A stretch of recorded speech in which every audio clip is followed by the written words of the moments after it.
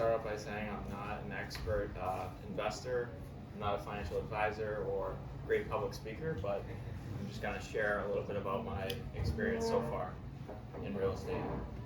So a little background on me. So I went to Bentley University in Waltham. I studied corporate finance and accounting. I also, after college, got the CFA designation, which is a lot of like investment analysis, wealth management, and I've been in the corporate finance world for about 10 years now, at 5 different companies, spending 3 years at Boston Scientific, and then most recently, the last 3 years or so at Thermo Fisher Scientific. And I'm currently working on finishing my MBA at Bentley University, and my company's paying for it, which is the primary reason why I'm still finishing it.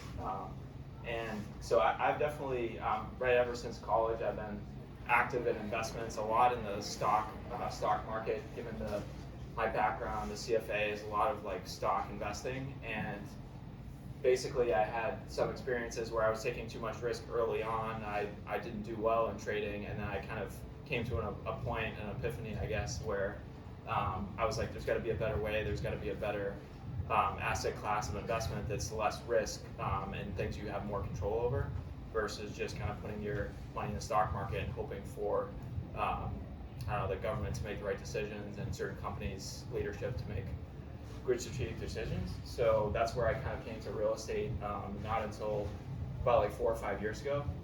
So I'll go on to the next slide. So for my real estate experience, I bought my first property, and my only property is multifamily, last year, so last summer in July 2020, right in the beginning of the pandemic. So I think I got a little bit of a better price because of that.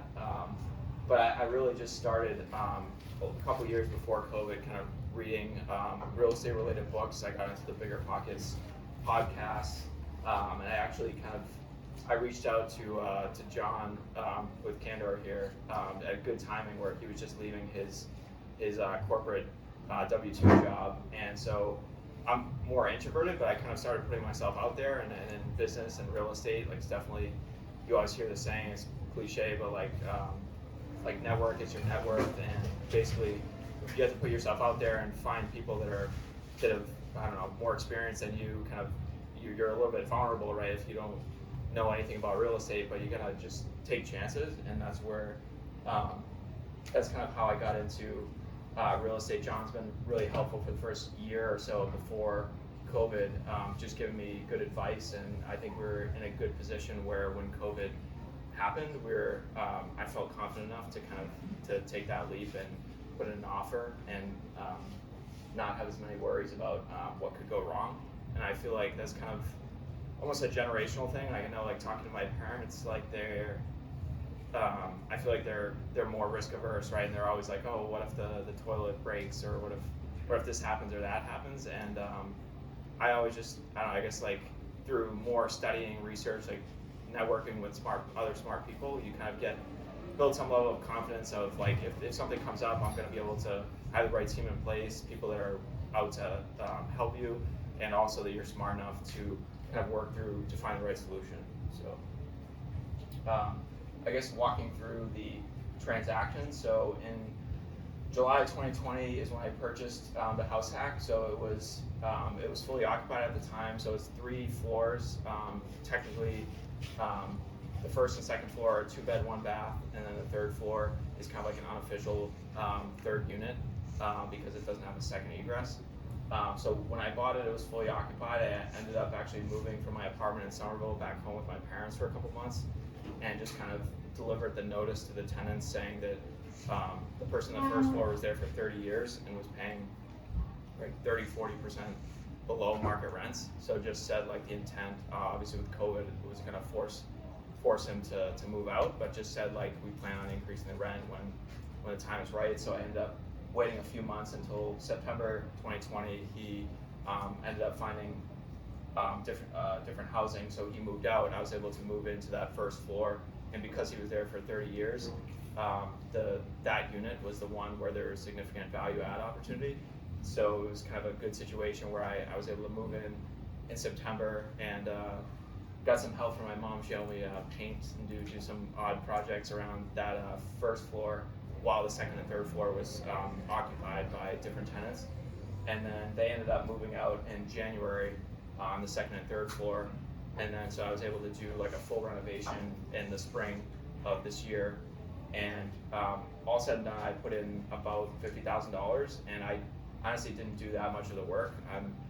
I'm not the greatest handyman person. I'm more like a financial numbers person. So I was just able to find the right people to do good work for a good price, and it worked out well. So in April, when the work was wrapping up, I was able to list the property, both the first floor and second floor, the 2-bed, 1-bath units, on a number of sites like Craigslist, Zillow, and got it rented for May 1st on a 1-year lease. And I moved from the first floor up into the third floor, which is the unofficial unit, mainly because I didn't want to have any legal liability with it being an unofficial third floor unit. So I figured in the time, for the time being, I'm living on the third floor, and the first and second floor have 2 egresses. So that kind of absolves me of some of the legal liability. So as I said before, like just general like networking, business and real estate, and like what I've learned in 10 years of kind of in the corporate finance world, like network is your net worth. And for me, I'm definitely much more of like an introverted person naturally, but I've just known that kind of being in the business world, whether it's like business school or in the corporate finance world, is like a lot of the good things that have happened in my life have all been through networking, whether it was like meeting John at the right time. Even when the reason that I bought my property, I actually found it with a coworker who I was just talking about real estate with. So we ended up looking at a bunch of properties together, and he's the one that actually found the deal and kind of generated that lead for me. So and then as well as just in the corporate world, like a lot of people that I've basically, either whether it's like hiring managers, ended up went to Bentley University where I went, and it's just like that connections where it's a small world, and it's like you never know when things are gonna kind of come full circle. So it's just kind of like building those connections, and then just being like an authentic person to basically give value to other people, and generally it comes back and works out in the end. As far as just a couple general comments, so like the risk reward trade-off, as I mentioned, like I was early on in my career, I was taking more risk in the financial world, like stock trading, investing, and I was younger, so I guess I could get away with the risk. I didn't have a family or whatnot, but in the end of the day, I realized I was taking too much risk. Like there's no, I don't know, fast solution to get rich quick as much as you want to believe that from looking at social media sometimes. So once I kind of had that epiphany, and I took some kind of big losses in stock trading and things like that, I just thought about like there's got to be a better way, a smarter way. In real estate is what I found is like no matter what, if the economy is doing poorly, like everybody still needs a place to stay. So there's kind of like a security blanket of everybody needs a place to stay, but also that you can kind of control your own destiny. And I've always had more of that entrepreneurial mindset, and so even from when I first started working 10 years ago, is basically I knew I didn't want to sit at a desk for 30 or 40 years. So I also view real estate as far as building passive income as a way to kind of free up your time to kind of spend at a sooner point in your life, kind of spend time how you want. And it's not going to be sitting on a couch for me, but it's going to be kind of exploring your passions more and kind of giving back and helping other people achieve financial freedom, which is ultimately like one of my bigger passions. So my journey to financial freedom, some of this, just like Rich Dad, Poor Dad quote, where like poor people work for money, rich people make money work for them. And a lot of it is like I tell my family and friends, like my parents, even my aunts, uncles, like some of them, I feel bad that they work their whole lives and they just don't really understand the full power of investing, because a lot of times like you don't need to make that much money if you just invest it wisely. Like my aunt, like she just puts money in her bank account, right, and then things cost more money every year and her purchasing power gets eroded. So I just feel bad that like someone like that would work 30 or 40 years and basically not have that much to show for it. So one of the things that I've done, like tracking, I feel like to be able to set goals, like track both your revenue, expenses, and investments, like you're a business. So kind of working in the corporate world, I've always tracked like how much money I make, think about it, is there any other ways I can make more money, or I can just spend less money, and can I find investments where I can make a little bit bigger return with less risk. And then, so some things I've done, so e-commerce, like I've got additional revenue from e-commerce business, and then Uber, I did that for like 3 or 4 years before COVID to get some additional income.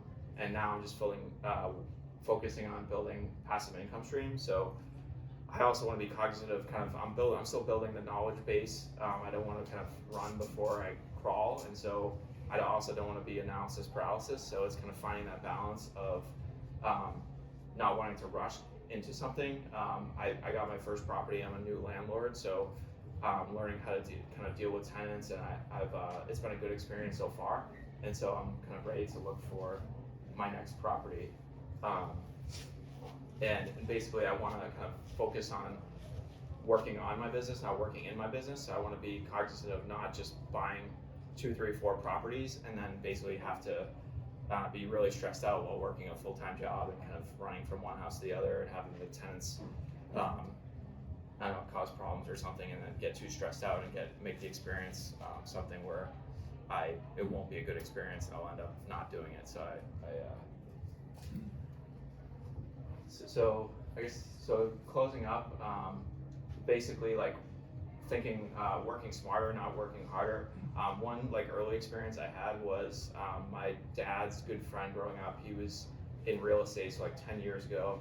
I worked for him for a couple of summers, just doing odd jobs in his real estate business, and that kind of opened up my eyes. Like he was very much the mentality of like work smarter, not harder. I mean, he still worked hard, but it's basically just like the difference. I feel like sometimes like my parents, like I don't know if it's a generational thing, but some people just put their head down for 30 or 40 years and kind of just wonder why they don't have more money or why things start going wrong. But I've always been more of like a big picture thinker.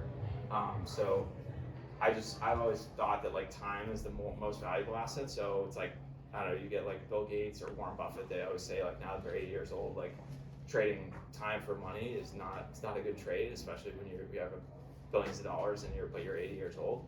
So I just figured, how can I get to financial freedom sooner?